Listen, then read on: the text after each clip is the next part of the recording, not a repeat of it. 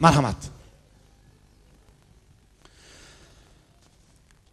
Hadis-i sharifda shunday kalom bor. Onangga yaxshilik qil avvalambor va yana onangga, takror onangga, undan keyingisi esa otangga. Dar haqiqat ona buyuk, muqaddas. U bir quyoshdirki, nurin yo'qotmas. Baxtimizga omon bo'lsin barchasi. Biz farzandlar uning yurak parchasi. Yana bir zot bor ulug' safda. Bu galgi so'zimiz otalar haqida. Ota kim o'zi? Bilamiz buni. Hamma birday hurmat qilamiz uni. Eslasak bolalik paytlarimizni, ota to'g'irlardi ayblarimizni. Mushtipar onamiz ming zorlansa-da qochib qolar edik o'yin kallada. Qo'rqitgan bo'lardi biz kelgach qaytib, seni bermasam otangga aytib, tog' tutib turgani kabi lolani ota salobati bosar bolani. Har ishning savobi gunohi bo'lar va unga har kimning nigohi bo'lar. Elning nazariga noildir har ish, kimdir olqish olar, kim esa qarg'ish. Magar ma'qul kelsa mehnating albat, eng avvalo derlar otangga rahmat. Uni oilada qozi deydilar, ota rozi, xudo rozi deydilar. Bir hikmat aytayin otalar haqida. Bu ko'hna zamondan qolgan aqida. Ota yashar ekan, yolg'iz o'g'li deb, yolg'on gapirsa ham so'zing to'g'ri deb, xotini topshirgach omonat jonni oqlab yashay deya otalik nomni bor mehrini berib, yolg'iz farzandga oxiri yo'liqibdi balo-yu pandga. Kim bilsin arzanda o'g'il xatosin, jazoga chorlamish qo'shib otasin. Shohning farmoyishi hukmdir mutlaq, barcha eli ulusni aylangiz ogoh. Dast avval yuzlariga qaro surilsin, so'ngra har ikkisiga 40 darradan urilsin.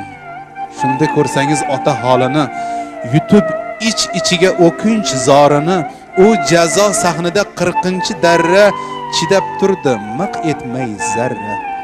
Panagoh ko'zlari yaraqlab ketdi, chunki darra navbati o'g'liga yetdi. Bolaga birinchi kaltak tushgani zahot ota chidolmasdan ko'tardi faryod.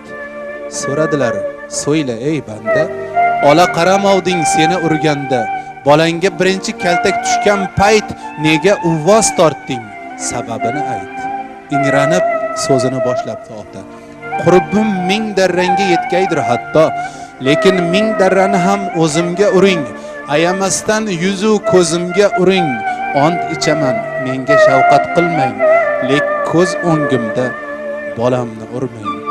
Menga urganlaring tanamga tegdi, bolamga urganing yurakka tegdi."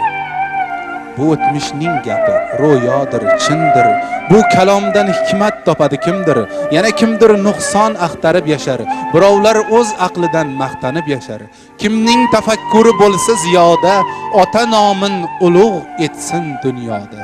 Otasiz qolmasin hech qanday go'sha, otalar poyiga joning to'sha. Qora sochlari ham oqarib qopti. U seni deb bir umr yugurdi, chopdi. Peshona teridan topgani halol, senga sarf ayladi bekam bemalol. Agar bo'lsa vijdon, aylagin javob, ota rizoligi eng go'zal savob.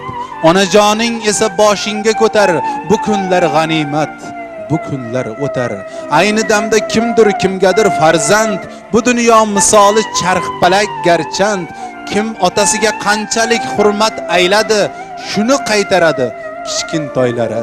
Har bitta so'zning da qaytmog'i tayin. Bir gapni bo'ldim-u aytmoqchidayin, baland gapirmadim, tilimni tiydim, chunki men ham otalik libosini kiydim.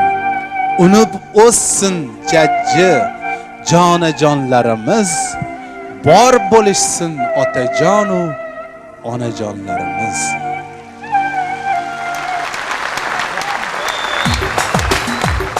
Aziz do'stlar, shuning bilan konsertimiz davom etadi.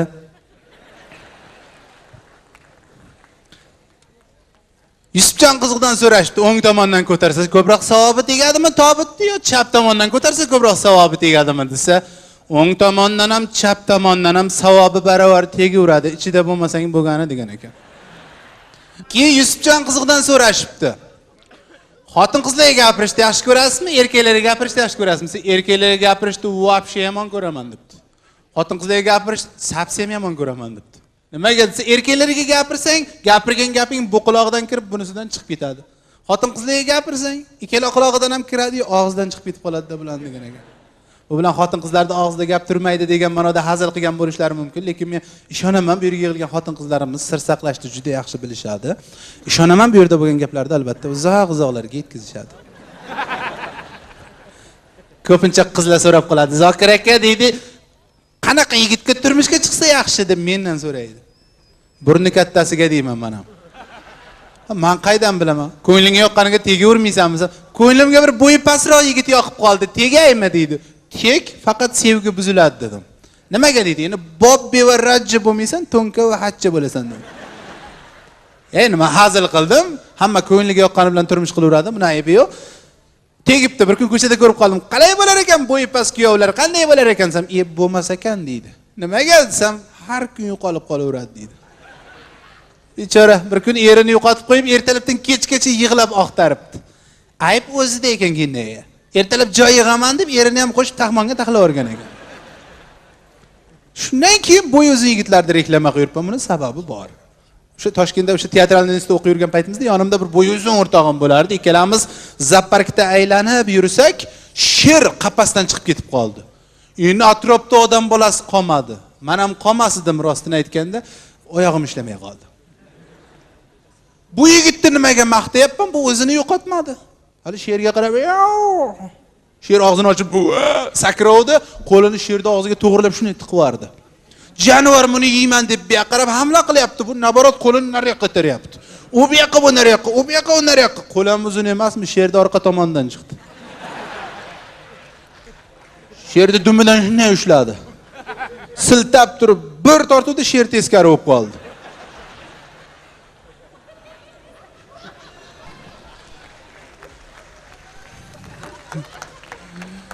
Shundan keyin bo'y o'zin yigitlarni reklama qilib yuribman.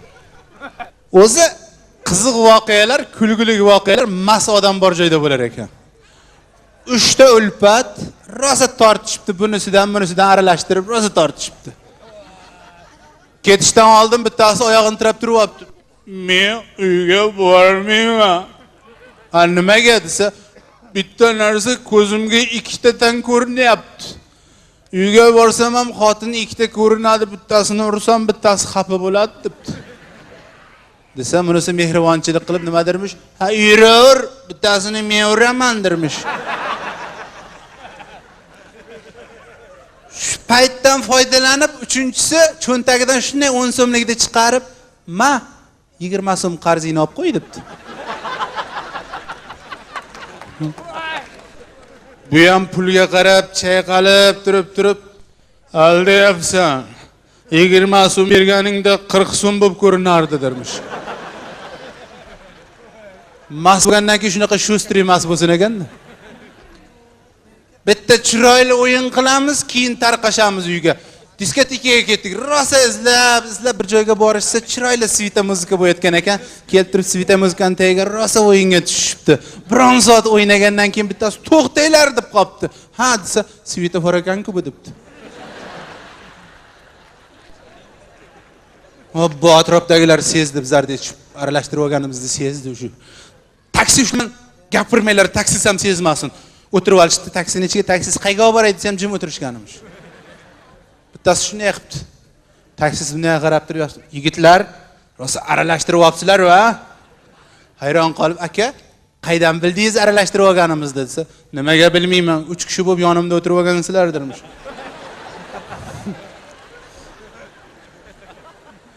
Kayfchilikda nimalar bo'lmas ekan. Ustozlarimiz qatorida Mirza akaning yaxshi gapi bor alkashlar haqida. Ikkita ulpat aroq topishibdi-da.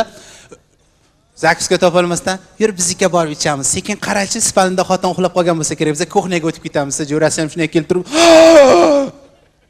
"Ha, xotin uxlayaptimi? Xotining uxlayapti, yonida bitta begona erkak ham uxlayapti."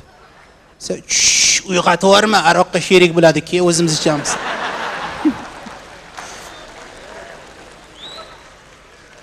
Bunaqasidan Xudo saqlasin. Bir akamiz shampanskini yaxshi ko'rar ekan, lekin xotindan o'ligidek qo'rqar ekan. Yanga uxlamasa bu turib icholmas ekan. Yarim kecha seni uxlagandir deb sekin ichib kelaman deb turayotsa, yanga joyiga bosib qo'yibdi. Yoting, o'ziga yoting, o'g'ilchasi qarab turib, hali uxlagan yo'q debdi. Obbo. Yana biron soat kutibdi-da, sekin turib boraman desa, yoting, qarab turib aylan. Bir soat, 2 soat kutib, bir baloq uxlatibdi, sekin turib borib bekitgan joydan shampanskini olib, ovozini chiqarmasdan sekin ochayotgan ekan, shampanskida baribir paqqat ochilib ketib qopti. Xotini sizlardan battar qo'rqib ketibdi. Voy, nima bo'ldi voy? Nima balo edi? U nima edi? desa, o'g'ilchasi hali ham uxlamagan ekanda. Ana, dadamning gaplariga ko'nmadingiz, o'zini o'zi otdi becharadirmish.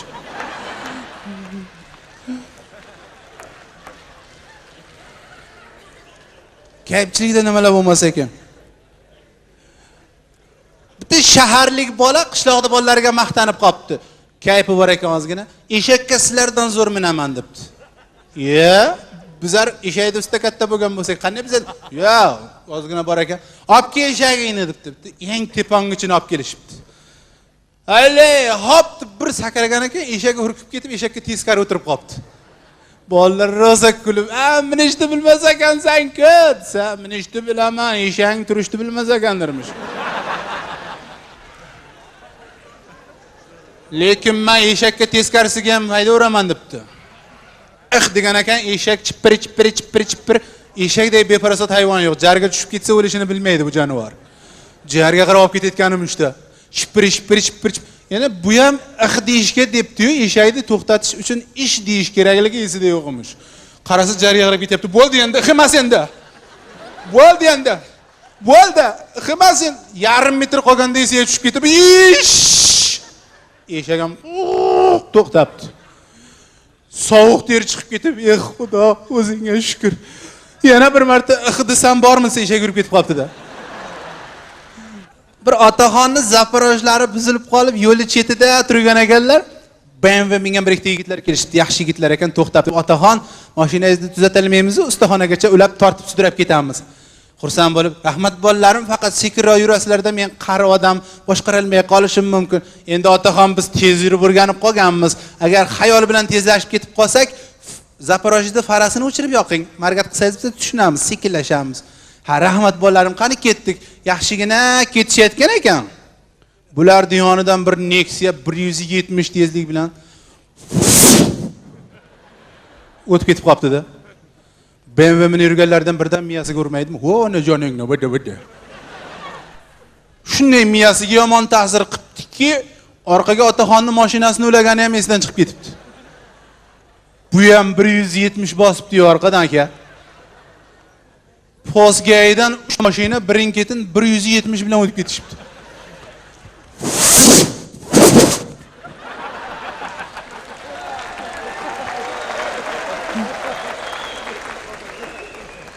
Gaya xodimi o'tirgan ekan shu yerda. Shoshgandan palkasini topolmay qopti. O'roqli gazeta turgan ekan, gazetani olib shunday o'tib ketib qopti. Shuni ratsiyani olib narigi postga shoshilinch xabar qilayotganmish. Ehtiyot choralarini ko'ringlar, 170 tezlik bilan bir Nexia boryapti. Orqasidan BMW boryapti, u ham 170. Bularni hali orqada bir Zaporoj yo'l ber deb margat qilib boryapti dermish.